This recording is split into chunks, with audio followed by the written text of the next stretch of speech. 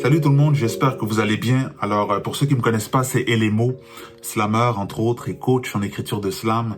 Donc aujourd'hui, j'aimerais aborder 3 éléments clés qu'on retrouve en poésie. Donc je pense que ça peut aider certaines personnes, pour ceux qui ont de la misère ou qui souhaitent améliorer leur texte, leur poème pour un slam. Ça va être pratique pour vous.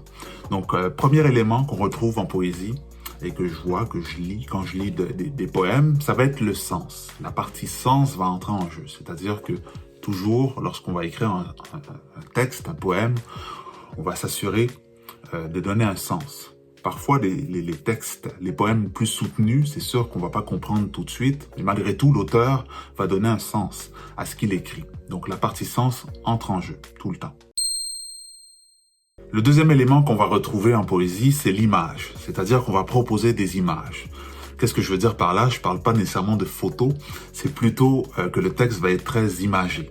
Donc la façon de faire pour rendre le texte plus imagé, c'est qu'on peut penser par exemple aux comparaisons, aux métaphores. C'est-à-dire qu'on va se comparer à quelque chose d'autre, on va mêler des univers différents ensemble pour rendre le texte beaucoup plus fort. Donc ça, c'est vraiment pratique. Souvent, les gens qui écrivent des poèmes vont peut-être oublier cet élément-là, mais ça permet vraiment d'améliorer le texte. Donc je vais y revenir tout à l'heure, mais effectivement, le deuxième élément clé, c'est l'image.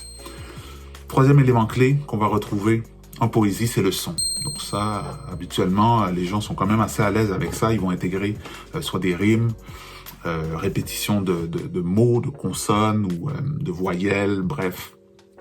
Plein de moyens de jouer avec les sonorités. Donc, il y a quelque chose qui se fait plus à l'oral, en fait. Donc, c'est peut-être pour ça qu'on entend plus ça lorsqu'on entend un slam, par exemple, parce que le slam, c'est à l'oral. Donc, on joue avec les sonorités. Donc, 3 éléments, sens, image et son. La manière de donner du sens à notre texte, il y a plusieurs façons de faire, mais c'est vrai que le moyen simple de le faire, c'est de créer un champ lexical. Donc ça, j'en avais parlé dans une autre vidéo, c'est-à-dire on va créer une tempête d'idées. C'est-à-dire qu'on a notre thème, on sait de quoi on veut parler, mais par la suite, on va trouver plein de mots en lien avec notre thème.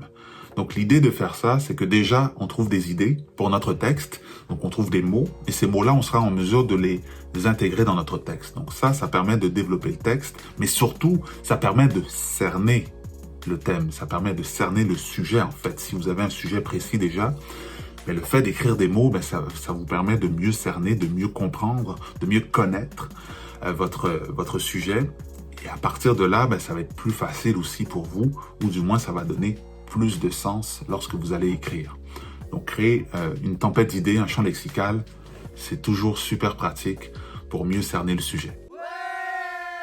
L'image.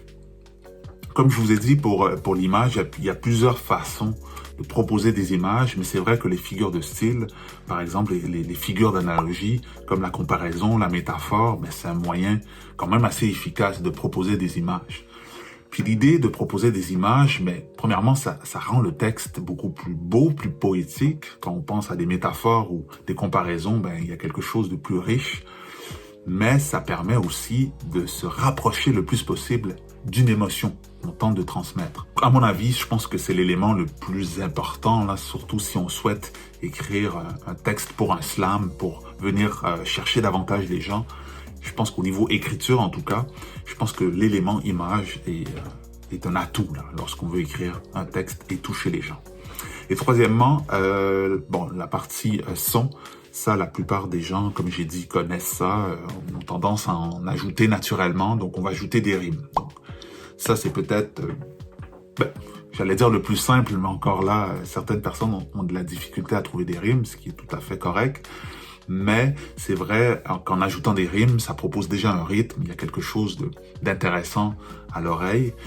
Mais on peut penser à plein d'autres figures de style, l'allitération, qui est en fait la répétition de consonnes dans un vers. On peut penser aux assonances.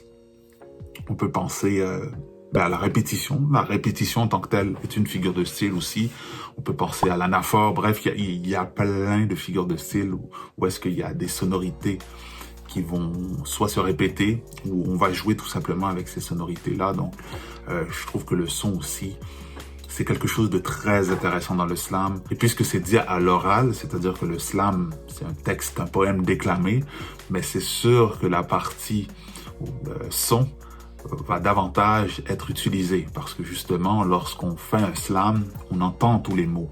Donc c'est là qu'on peut apprécier ces jeux de mots, ces jeux de sonorités. Donc je pense que c'est ce qui rend le texte plus actuel, mais peut-être pas plus actuel, mais en tout cas plus moderne, plus intéressant pour le public qui apprécie aussi ce jeu de sonorités-là. Donc pensez à ces éléments-là, sens, image et son.